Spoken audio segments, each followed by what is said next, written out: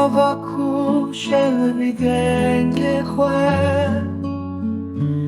ez ketime xeyalên dilberê me tiliyên girtin bi germî wek pelan em ketin ev okyanûsa hezkirinê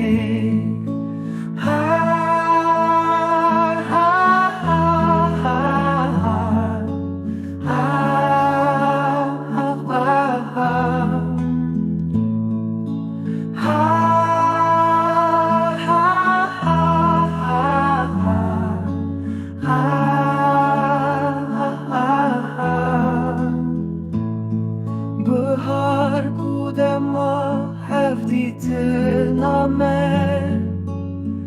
Çavên wê neqişîn Herçend mi zanîbû ew xewneke kure ez ketim nav ceneta hezkirinê